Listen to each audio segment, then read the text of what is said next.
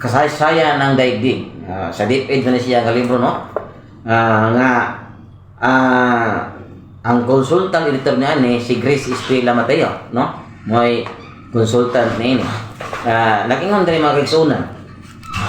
Sa pahina 178 ngadto 79, nakingon din ang katagang Katoliko ay nangahulugang universal.